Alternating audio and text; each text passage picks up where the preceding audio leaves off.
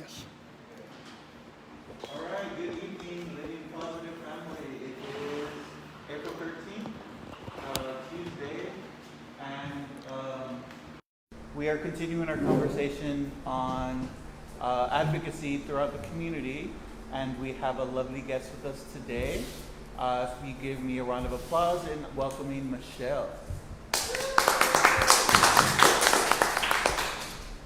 All right, so Michelle, if you can just introduce yourself, say a little bit about yourself, where you're from.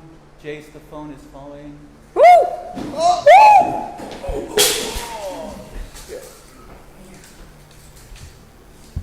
Woo!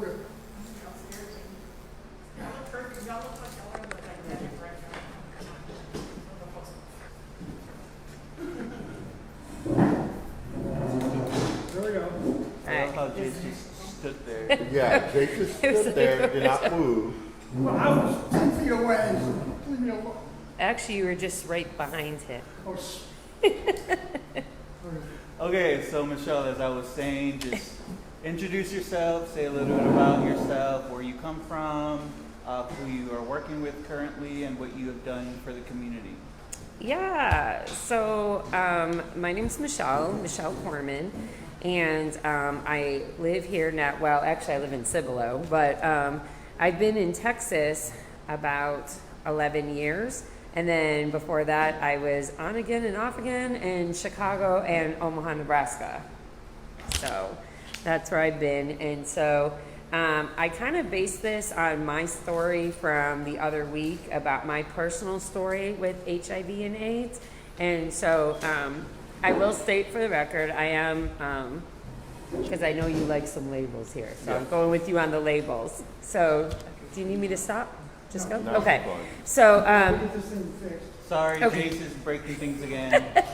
so I am I hate using this word, but I'm just going to use it for this. I'm a cisgender, biological female, however you want to word it. I say biological, but I get in trouble, so it's cisgender. I am not living with HIV or AIDS. However, I have been deeply impacted by it, so that's kind of where my story goes.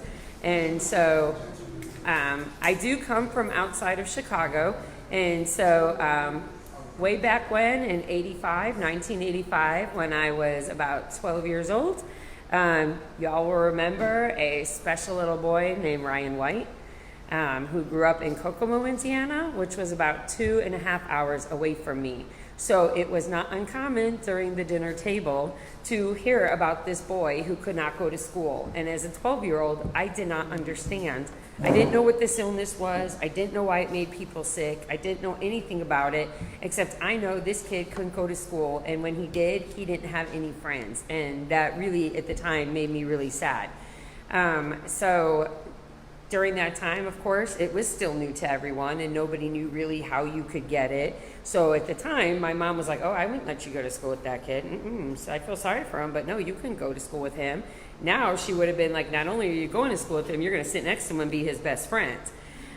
So things did change. Now, also during that same time, I don't know if you're back in the day, I'm sure some of you may remember these, the big old black and white TVs. And so my parents had their color TV in the main room, but in the kitchen, if we wanted to watch TV, it was black and white.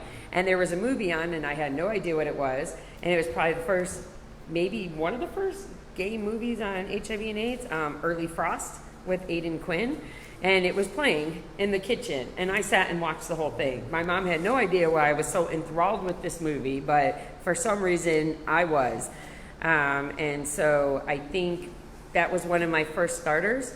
And then, moving on a couple years, Ryan White, he's in the news again, and he's very sick in 1989. So we're moving forward. I'm 16 years old now, and I was super sad about it, and I wanted to do my own research, because I'm like, what is this illness that's killed?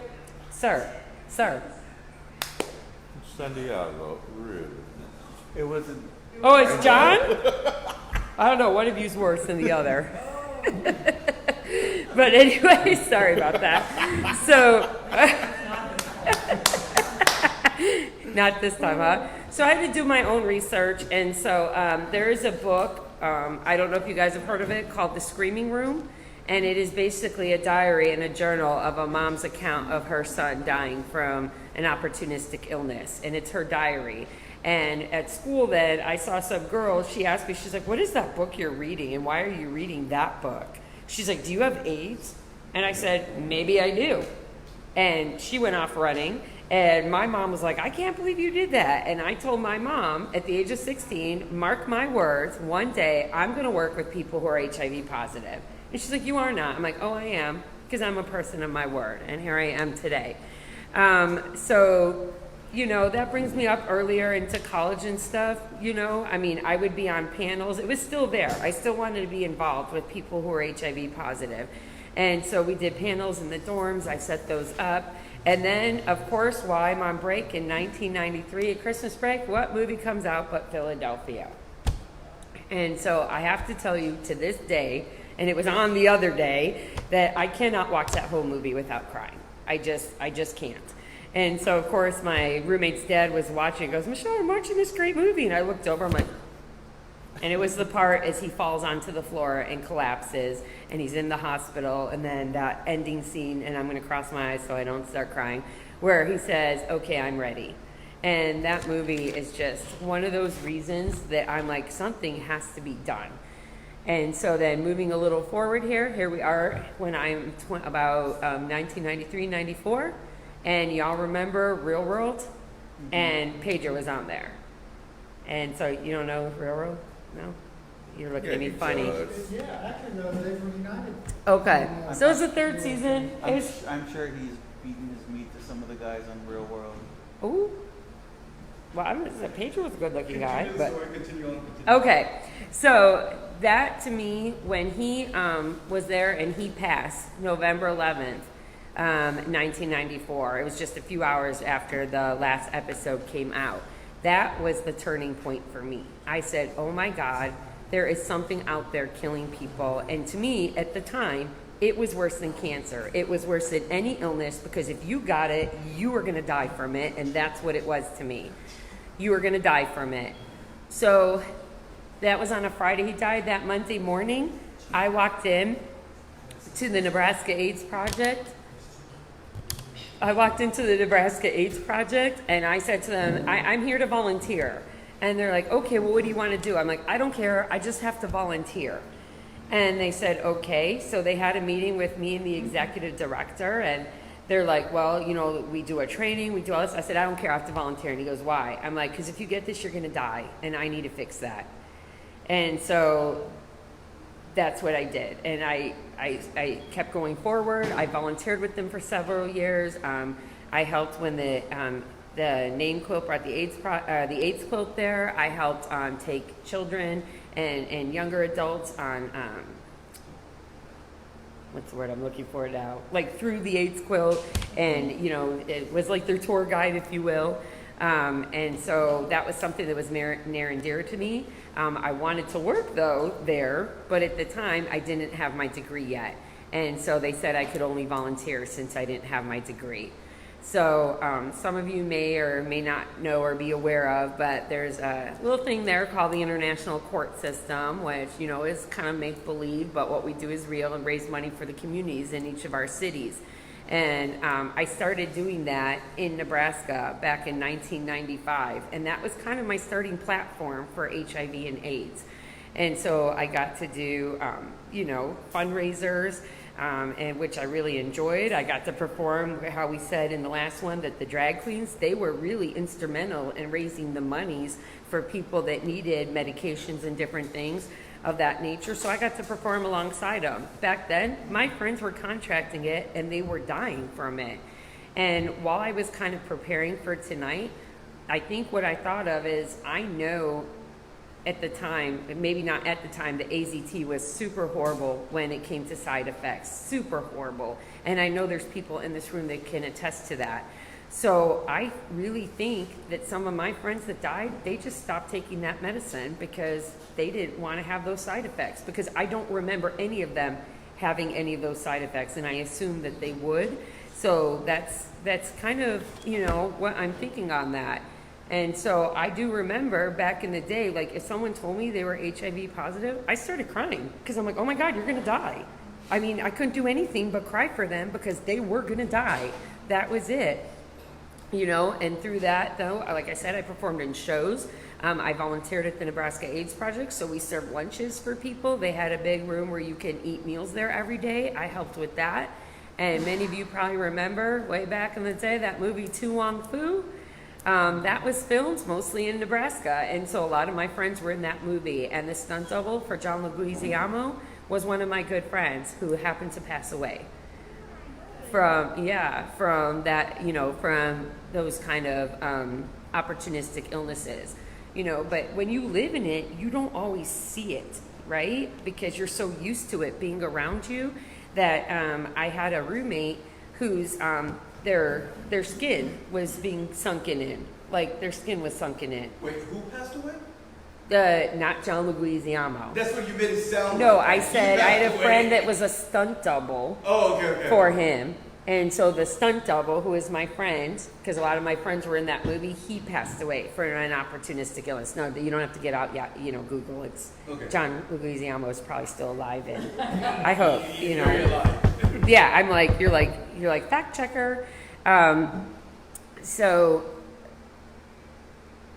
But, you know, but what I was saying then is I had, you know, my roommate, like I said, you don't think about it all the time when you're living with, you know, people who are, you know, living with this, or at the time, as they called it, infected with it. You don't think about that. So I had a friend whose skin, his cheekbones were literally deteriorating.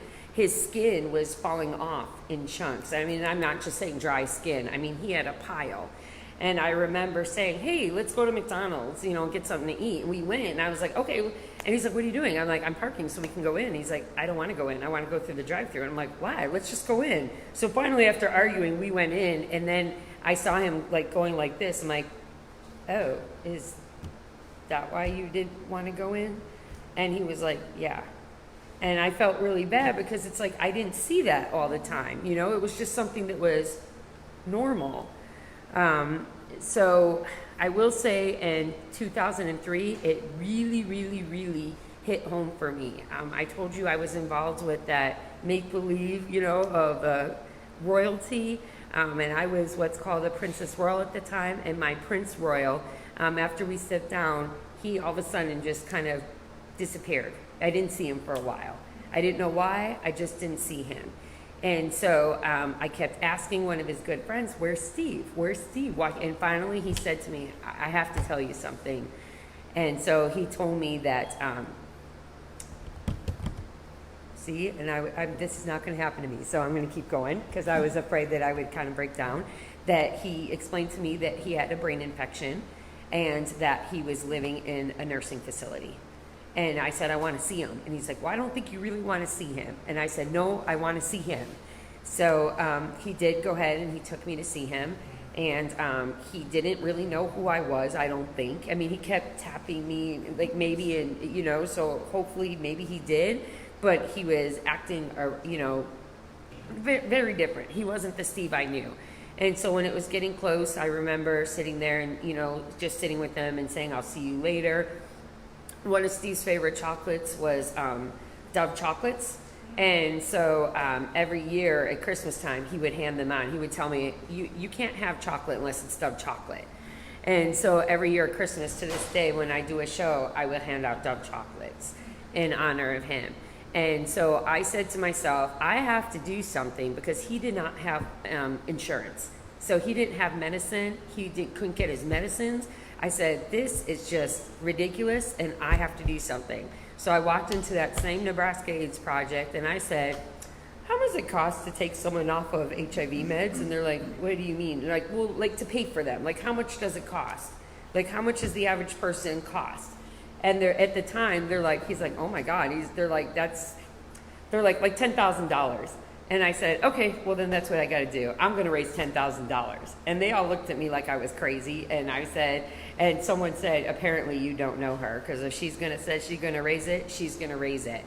And so then, of course, I started doing different things. I mean, we had Jello wrestling, we had shows, we had strip-offs. I mean, I literally, and I can say whatever on here, right? And not get in trouble. Okay. So we had an event, and thank you. Chichi LaRue? Yeah, she was there and had all these porn, the porn stars with her. And I said, hey, I said, my name's Michelle. I'm doing this fundraiser. Do you think you would mind if I had one of those porns like that you have? I told her what I was doing. She's like, I do you one better. She's like, can you provide me a 501c3 with your group to say what you're doing? I said, yeah, I could do that. So I did that for her. I wrote it off. About a week later, I had 90 pornos sitting in front of my house. So needless to say, I was the popular person at the time then. But so what I did was I broke them up into little baskets. I drove to Minneapolis, which was about 5.5 hours. I went to their sex store and bought the cum rag. And then I had ID Lube donate 2 big bottles of lube and made those baskets. And when I say I sold those tickets to 5 minutes before the event started, that's what I did. And I was able to give out a check for $10,000 with the help of everyone in the community. And the head doctor of the university systems there, they have their own building, was there. And she wrote me this letter, oh my God, thank you so much, blah, blah, blah, for Michelle's Fund. I'm like, Michelle's Fund? Okay, that's cute. I'm like, no, they really did. They named it Michelle's Fund. So for a few years, up until Obama took over, I was going back and forth to Omaha, and once a year I would have a show there to replenish the funds. But during his regime, they had a whole bunch of monies, there. So it was good to go. But what they did is they decided, once I was raising it, they're like, okay, it's really not feasible to take one person off the list. And they're like, so could we do this? And they were explaining stuff to me. So where you guys may or may not understand, like in Texas here, right? Back in the day with Ryan White funding, maybe San Antonio, and I'm just using example, might get $1 million, and maybe this city gets $2 million, and this city gets $2 million. The whole state of Nebraska got $1 million. So at the time April would hit, when the funding would come out, by July, there was a wait list. So this is why I asked you that question earlier. So ADAP for the secondary meds, they had to use that money to help pay for money that Ryan White wasn't covering because they didn't have enough. And that's how they were able to do it at the time. So what the funds paid for then is for kind of like secondary. So if people first became diagnosed, this money would go and help them get their initial medications. And so I remember one year flying back from here to there, and I said to someone, oh, I'm having my show. I'll be back in October. You should come. This is what it is. And he's like, you're the Michelle? And I was like, yeah. And he's like, do you know when I got sick? I had no money, and your money is what paid for my initial medication. So that is why I kind of do what I do. It just hits home for me. It's just right. It's something that I felt I should do. And I think I told you the other week, if everyone, I know not everyone was here at the time, you two I don't think were. So the organization I belong to that court system, every year they would have a yearly event. And that year it was to buy body bags. Because in Mexico, people weren't buried. They dug a hole and they just dropped them. And so the fundraiser was to raise money to buy body bags to make sure they were at least somewhat covered or buried. And that's pretty sad that we have to do that. And so a couple years later, I got to go to Tijuana, Mexico, where this was, and see where some of those areas were. And when you would go, they're safe, right? Like safe here, they're safe, like they're hospice. What they did there is it got burned down all the time because, of course, people were anti-whatever. And so what they had in there is I raised some money. I'm like, guys, we got to collect some money and give them for food. So I gave them, I said, here's $50. And the lady started crying and said, this will feed everybody here for a week, $50, a whole week of food. And we went into like their clinic, and they don't have regular scales. They were like the baby scales that you put babies on, and they had to sit on those scales because they couldn't get those scales. And the medicines, it was people dying and giving and people taking their loved ones' medicine in so other people could have medicine. And I was like, this is disgusting. I'm like, I can't believe this. So I got home, I said, all right, guys, we got to have a Tijuana bus show. And so we had that. We bought the little doggy sombreros and all wore them. And we raised money. And one of my good friends, Suzanne, who lives in Portland but would go down, we gave her the money. She went in. She bought all this stuff in San Diego and drove all these supplies into Tijuana. So that's, again, something that we take for granted sometimes living here, that we have a lot of these luxuries that people there just 20 minutes away from the United States, 30 minutes away, they don't have that. So that's one of those things. I came here and I started getting involved with some people that did fundraisers for Safe. And so I remember cooking Christmas dinner for Safe House. And we had a lot of fun doing that. And then in 2011, I started working for Beat AIDS. And so I worked for them for, just over a year. And it's actually when New first opened with Michelle Durham. And I was like her only staff member. It was me and Michelle. It was Michelle and myself there, basically, with some of the girls in the house. And it was pretty crazy. And I enjoyed it, but it was so crazy. Like I said, you don't always think about things. I ended up getting a sinus infection and had a fever.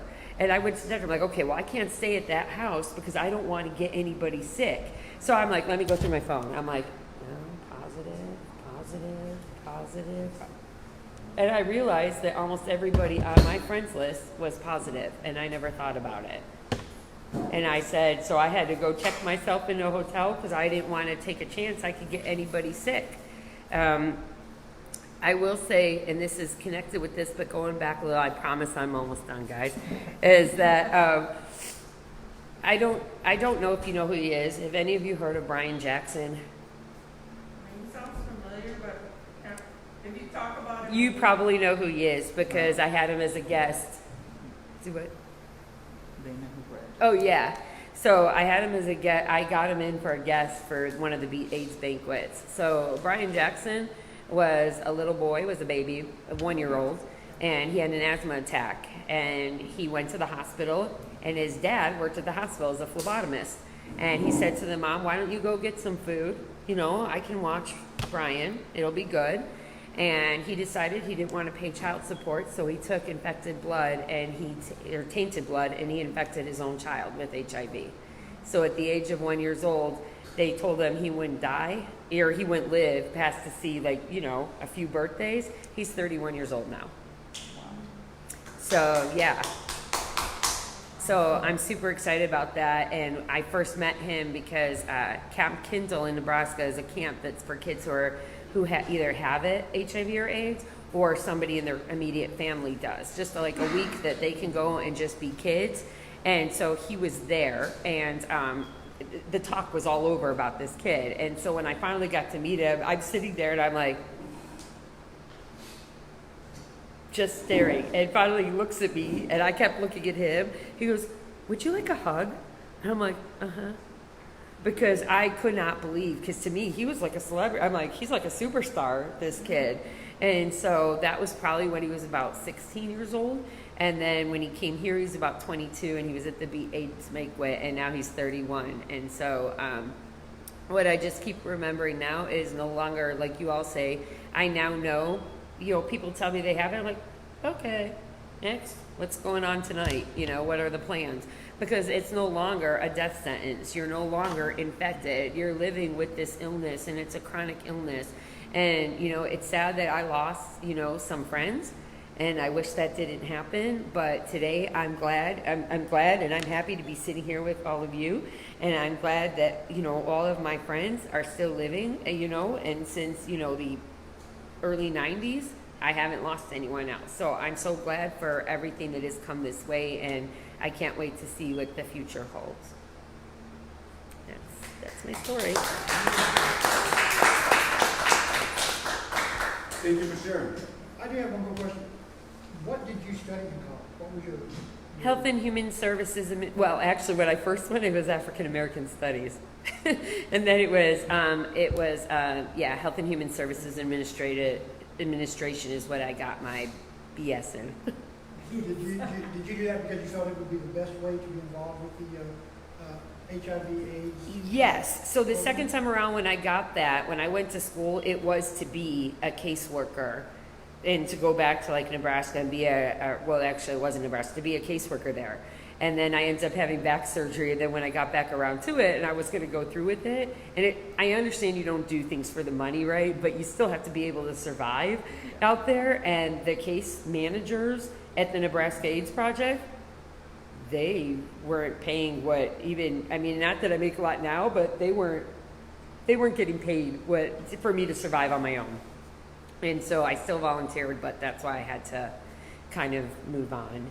And so, and I did forget to say what I did earlier. So I'm an insurance specialist for DaVita Dialysis. So I still work with, you know, different populations, and sometimes that still comes into effect. So if anyone has questions on insurance, I can help with that too.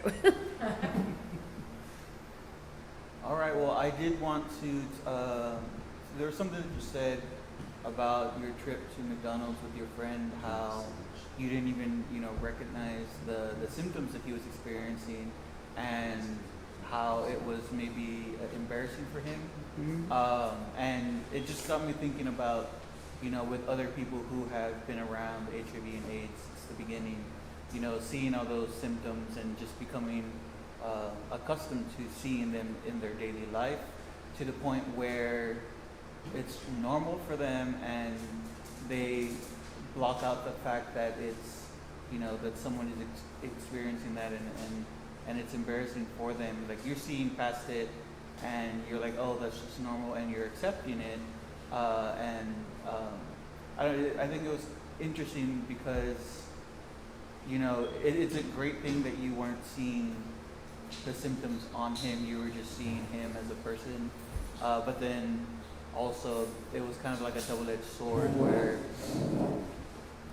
it made him feel a little bit uncomfortable having to go into the public because you were already so accustomed Because to I'm it. not the public. Yeah. And so the way they saw him was way different than the way I saw him. And part of me felt really bad because I didn't notice it. And I felt bad that I made him be uncomfortable. I wish he would have just said something, but.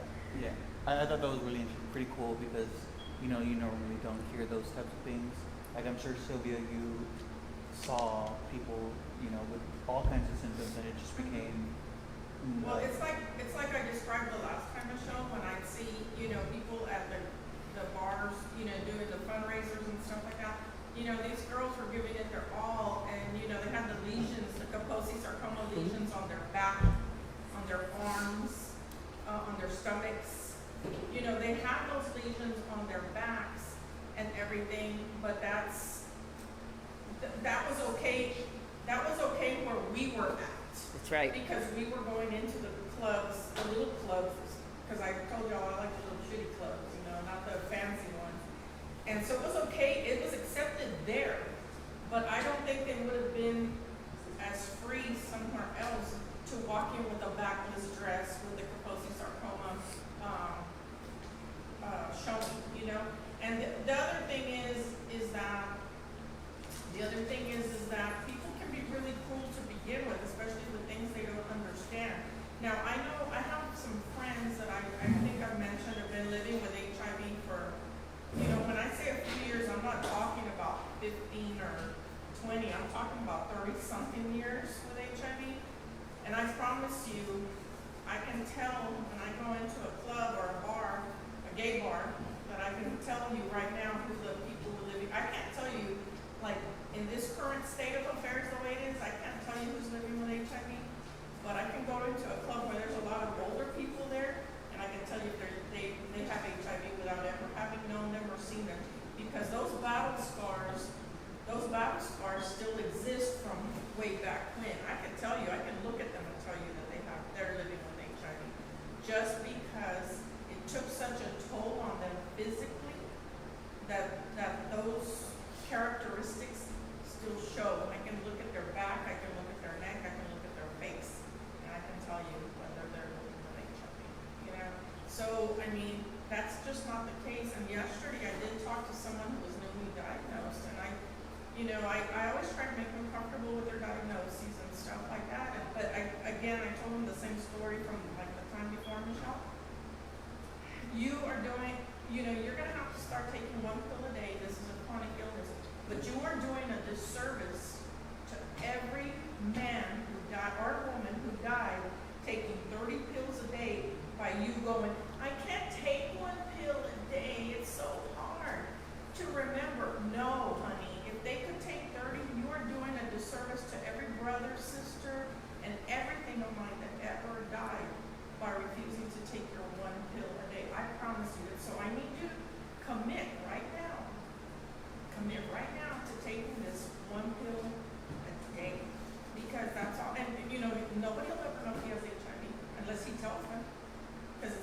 show like it did in the past. Right. You know, but, yeah, the characteristics, we just didn't notice them because they were our friends. I mean, why would you, why would you care if your friend had such and such a thing? You know what I'm saying? You didn't care. They were your best friends. Yep. So you didn't notice the skin. You didn't notice anything else because you loved them. And it's just normal to you.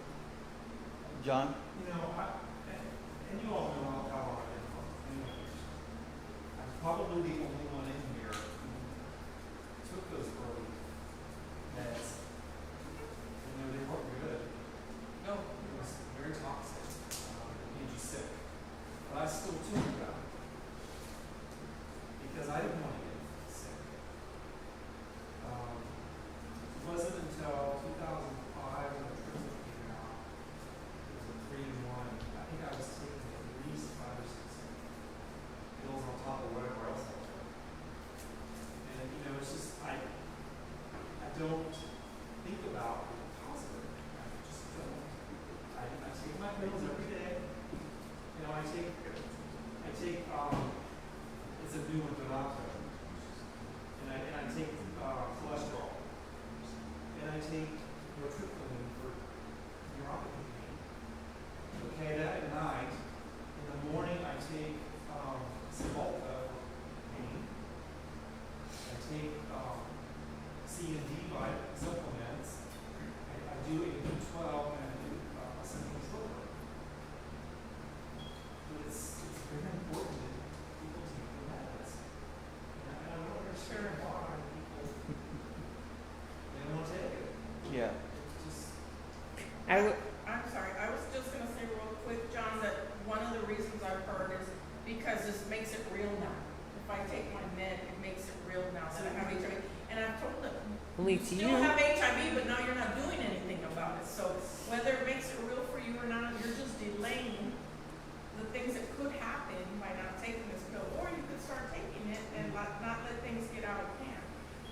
You can deny it all you want by not taking the pills that still exist in your body. I think that's all there is. It's just, I don't That's understand. what I've heard. I don't understand why. Because the medication now is not like it was years ago. No way. You know, I don't have any side effects from my one pill. Yeah. At all. So if anybody else has any questions for Michelle, you're more than welcome to put them in the chat. Wayne and I are on here looking at it, so we can speak on your behalf. But I do have a question. How many body bags did you end up raising money for the Tijuana fund? It doesn't sound like a lot, but body bags are pretty expensive. So I want to say it was like, it was over 15, but not 20. So I want to say like 17 or 18 body bags, but they're pretty actually expensive. And so, yeah, but it was just sad that you would think one day no one would ever think, I'm going to go raise money to buy some body bags. But it was just a sad situation. Oh yeah, definitely. I can't imagine seeing a facility in Tijuana that didn't have, you know, the necessities to take care of their patients. I mean, Mark and I, you know, talked about how, you know, we used to go to the border towns, and you would see people, you know, literally begging for food or money, just all lined up on the streets, and it really just saddens me that, you know, they have to live like that. It's one of the reasons why I kind of don't like going to Mexico, and I know Mark kind of expressed that as well. But to have seen that specifically, that probably would have broken. Oh, it did. I had to go back on the bus because I was like, I can't be here. Because there were patients in there, and I didn't want them to see me break down. Yeah. In Tijuana, when I went there into their medical facility. All right. This is American facilities. How, compared to ours, how different would it be? The medical facility? Yeah. Well, like I said, and now, mind you, this was like 14 years ago. And so, like I said, they didn't have scales because they had to get stuff from like here. And so they didn't have like regular scales that you or I would step on. They were like baby scales, and they literally had to sit on the baby scale, and none of the medication was, it was all from people that passed away. We had a question over here. Yes, I just wanted to touch back on what they were saying about this new generation is in denial. They don't want to accept, or they don't want to go get tested because they're afraid of the forthcoming of what's going to be their future. And I have met some people that are young, and I don't want to say the word, but it is true that they're ignorant and they just want, one told me because he knew I was affected, and he literally asked me, can you get me infected so that I can get this over with? And I just felt like backhanding him and telling him, you don't want to live the life that we live or that I'm living, And it is true, back in the days we had to take pills that were a cocktail of 30 pills, and it wasn't easy. It wasn't not easy, and now it's just one pill, and they still refuse to take that medication. And it is a dishonor to those people that have lost their lives to this. Not necessarily to AIDS, because we all know that we don't die of AIDS, we die of complications to AIDS. And right now, the main thing that is hitting our society is cancer and brain lesions, that is a rise. But these young people that are coming into the bars and stuff, they think it's like, you know what, just give it to me and get it over with. When I look at them and I'm like, what's wrong with you? The temple that God gave you, you should cherish it and nurture it and be glad that you're not positive and you're not having to take pills every day like we are. Back in the days, people were just dying left and right. And I just wish that we had more people talking to these young people that are coming into the scene, and have more outreach to them. But you know what? I totally agree with you, but the sad thing too about it is it's not just the younger people or the people that have only had it, right? Yes. I have someone, and I won't say their name because several of you probably know who this person is, but no, it's no one in this room.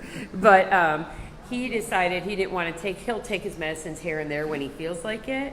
So now those medicines are not working for him. So guess what? He has one medication now that will work for him. And if that stops working for him, he can die.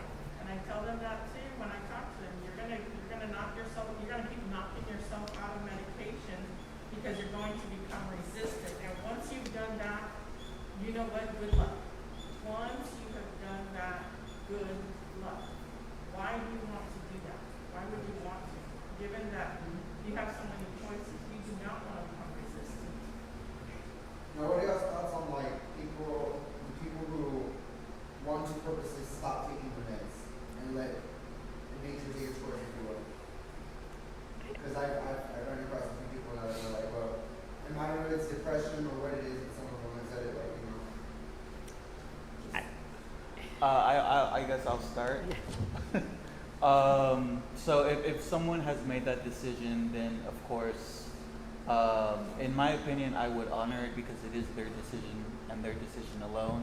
But I would also invite them to maybe come to this or watch some of our videos or maybe listen to our podcast, just so they can hear other people who are living with HIV or affected by HIV and hear how they're thriving and how they built themselves up from nothing to where they are now, and hopefully that might make them change their opinion. But if not, that is their decision, and we really can't tell him or her otherwise. Honestly, I would say the same thing. First, I want to make sure that person is in the right mental health, right state of mind. and see if we can get him help that way. But yeah, at the end of the day, I mean, there's plenty of people you hear all the time. And in fact, I just asked John before we did this, are you okay if I say it? Yeah. Okay, because I asked him, he did take AZT. And I said, if right now they told you your medicine was done and you had to take AZT again, would you? And he said, yeah. He said he would. And some people might say no. It's just like people that have cancer. Like, I don't want to do chemo again. So it is their choice at the end of the day. But I would try to see if we can, Save the soul. Yeah. Maybe from people who are like this, that don't take the medication anymore, it comes down to not quantity of life, but are they having quality of life? And for some people, I'll say when they were taking cocktails, it might have been more of a quality of life. And taking 20 pills a day takes away from that quality, and they would prefer to have the quality of life. Well, that actually kind of brings up my next point, which was, support groups and things like that. Mark, do you want to kind of? do you want, I know, Oh, I'm sorry, Mark has not said a word. Mark, you've been so quiet. I almost was stuck a mirror under your nose. But Go ahead, John, I'm sorry. I'm retired in 1987 to 2009. I contracted it in 2000. And yes, I said earlier that I was on all of those meds. I went to the Bethesda Hospital. I was in DC the last 13 years of my career. And I went to the Naval Hospital, which is across the highway, the road from NIH, the National Institutes of Health. I had a NIH doctor. But anytime a study came up, the doctor would ask me, "What is this? If this is going to help somebody else, I'm going to be amazing." So one of the studies was IL-2 interleukin.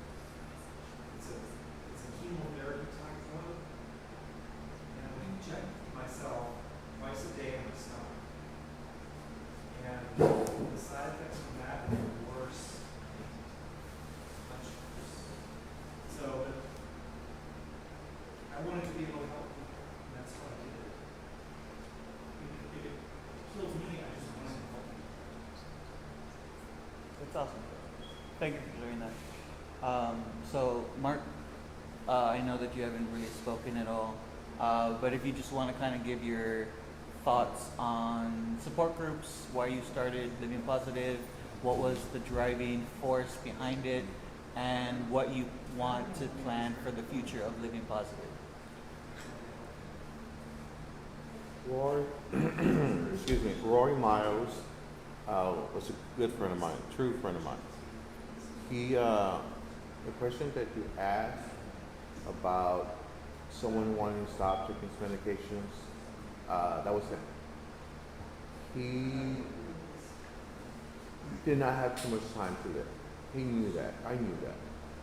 And he decided for the next 3-4 months he was still alive, he was going to get his medications and give it to people who need the medications, who could not afford it.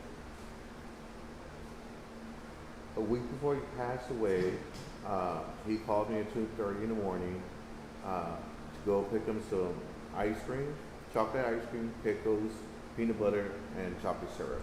That's a Was he pregnant lady. pregnant? I was gonna say, that's a pregnant lady. That was his favorite meal, all mixed together.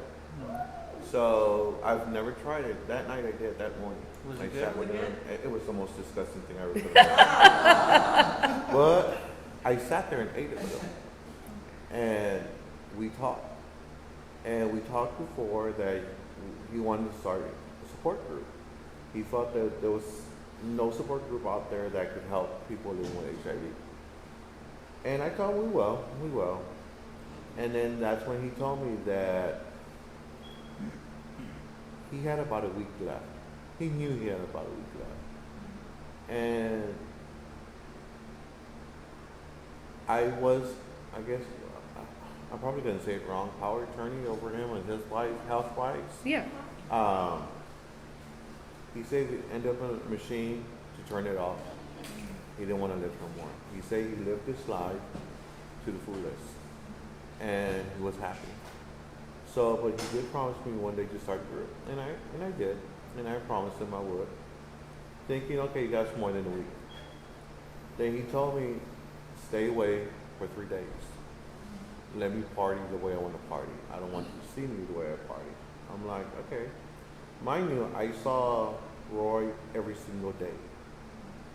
Every morning, I would cook breakfast for my kids, drop them off at school, and take them breakfast. On lunch, I would go over and have lunch with them. And dinner, when I would cook dinner for the kids, I would eat dinner with them and go take them dinner. Every single day. I love the guy, and I still do.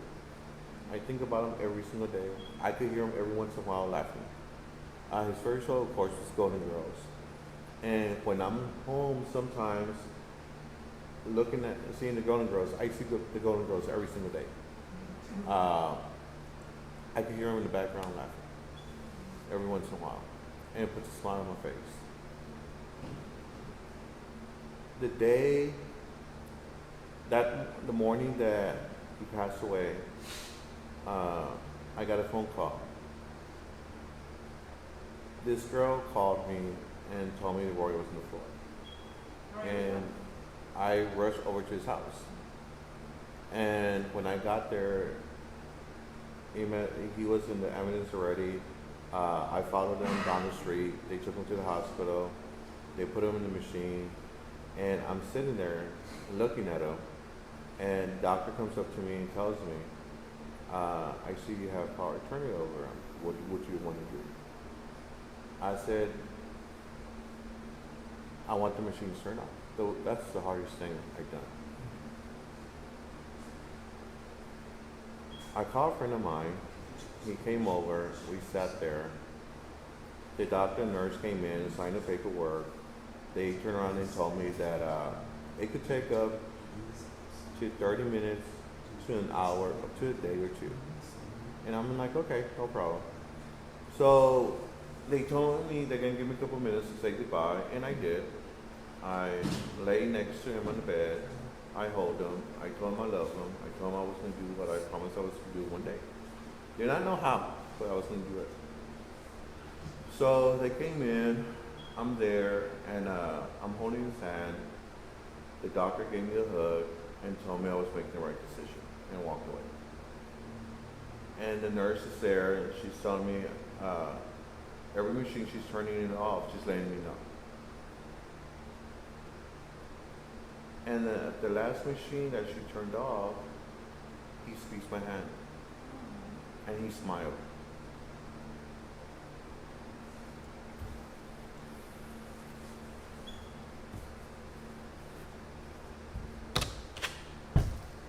It was extremely hard to let him go. Sometimes I ask myself, like, did the right decision. But seeing him in that bed, he was bleeding from his ears, mouth, nose, and there was no coming back. I knew that already. But to take someone's life in a sense, that's how I felt. It hurt. It hurt like hell. It still does. And it's crazy. At home, I have a picture of him. And there's two pictures I carry at home. I have. It's of Roy, and of course, my partner, Gilbert. I don't have no pictures of family, my kids, or anything. Those are the only two pictures I have in my home. But I think of Roy every single day. And when I started going to COPA, the group that Leo used to run at B-Days, I would think of Roy every single day. And I would tell myself, this is what I want to do. This is what I have to do for him. And so one day, I talked to a friend of mine, and we decided to start the group. And it started slow. It wasn't a Wednesday that we started Living Positive. It was in the afternoon from 12 to 2. And we got a small crowd. It was cute. But the bigger it got before COVID hit, sitting here at Woodlawn Point and seeing everybody laugh, play bingo, get excited, see people that haven't eaten probably all day will come and eat.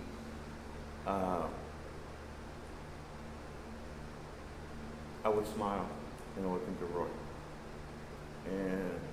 And I still do. Like I said, every single day. This is the reason I started living positive, because of Roy. And every single day that I have to do something about what living positive, make a phone call or someone calls me, information, we're here in the group, we're having meetings, he's always there with me. He was part of my family. And he always said, one day you're gonna have a big family. And I do. You guys became a family. And you guys mean so much to me. Not only the people in this room, but everybody else. It brings me joy, it brings a smile on my face. And it makes me feel a little bit more, knowing that I did the right thing for Roy. There's still guilt there, that it was me who signed the paperwork for him to pass away. But Yes. yeah, he did. And it's hard. It's really hard. And it still is. You're honoring him by doing what he asked. That's request. Yeah, rather than stringing him along and to be in some pain that he wouldn't have known how to do it, you know, or something. So You were selfless. yes, that's very selfless. So, where is Living Positive going from here?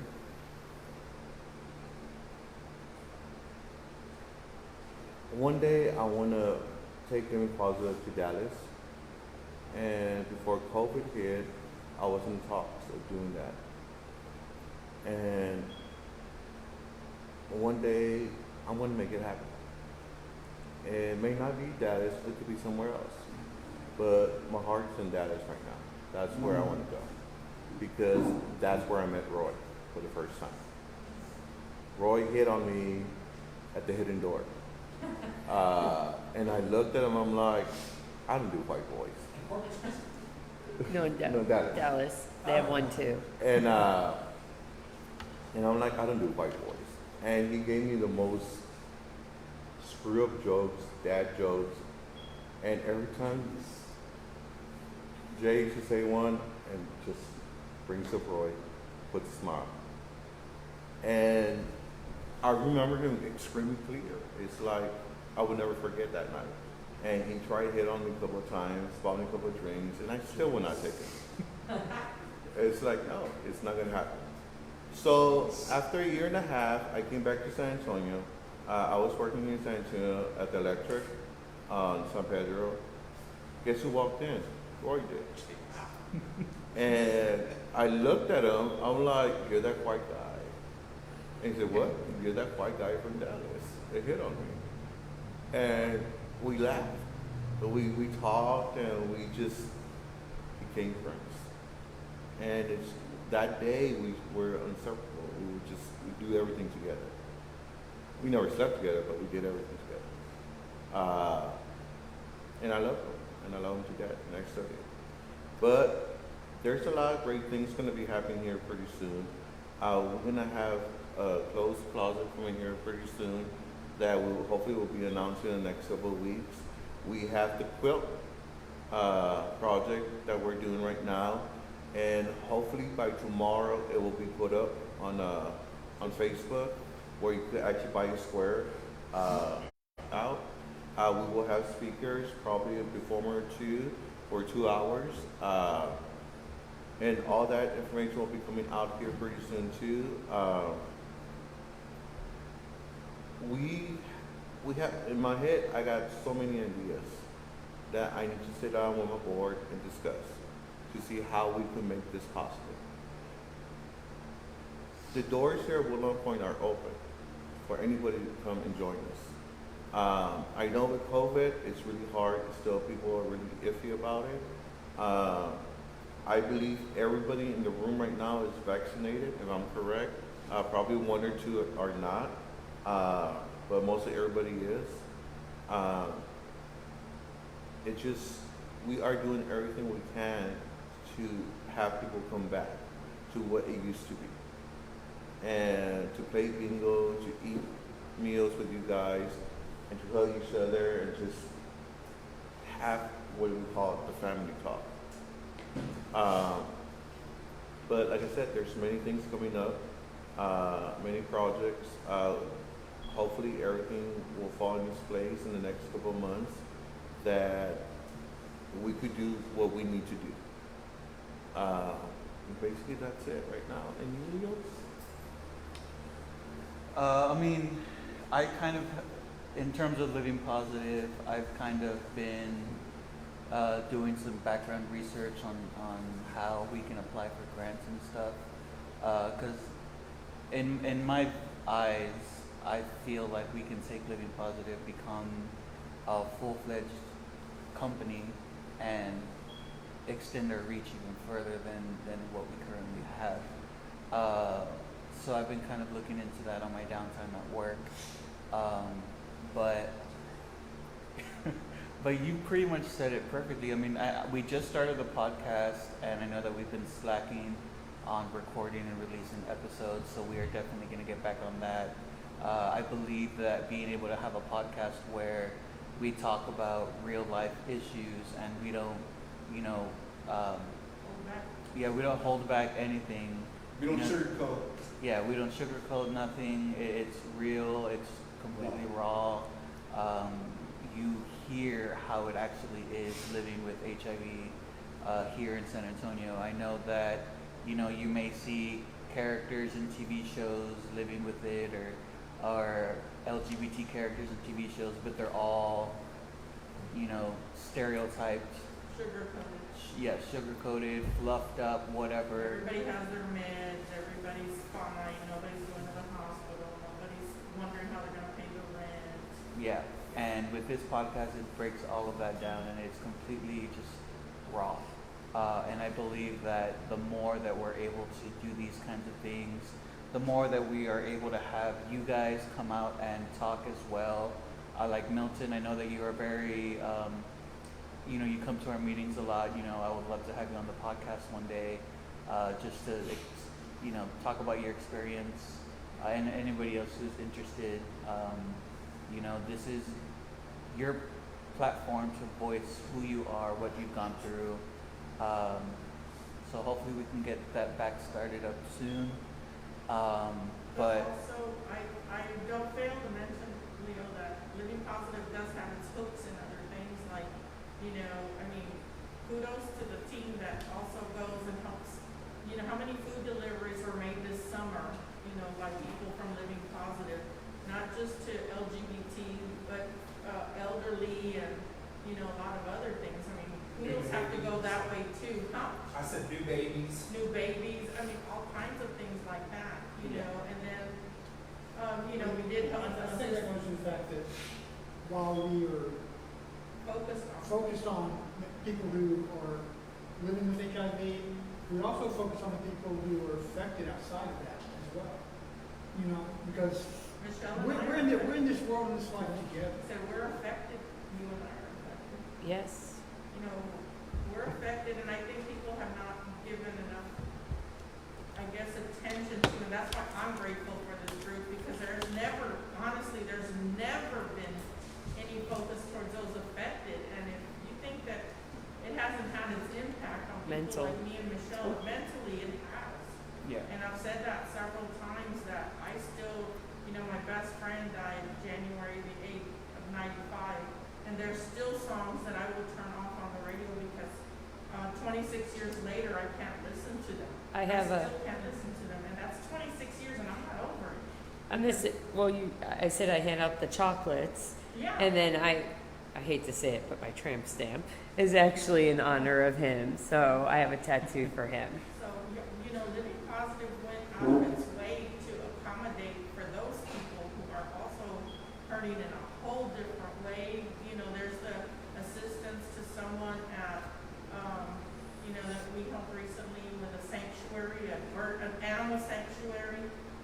you know, living positive is striving to reach other places that, you know, a typical support group wouldn't reach, you know. So there are a lot of plans for living positive.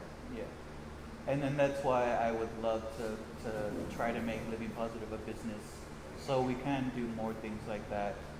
Even host our own food drives or you know, things like that. But honestly, we wouldn't have all of this without you, Mark. So thank you for sharing your story. Michelle, thank you so much for sharing your story as well. You know, I want to thank you guys who are currently watching for joining us as well. Like Mark said, you know, be on the lookout for the quilt posts. They should be coming out hopefully tomorrow, but if not, by the end of this week.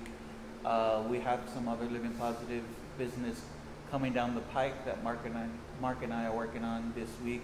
So we will update you guys on that as well. You know, thank Wayne, Santiago, John, Jace, Josh for an amazing performance this past weekend at the drag race. At the drag Right? You are now hosting your own turnabout show. It was amazing. It was funny. Good. Jace, it was great. I mean, not Jace. Wayne, it was great to see your ass in person. So good night, everybody. We will see you all next week, and have a good rest of your day. Good night.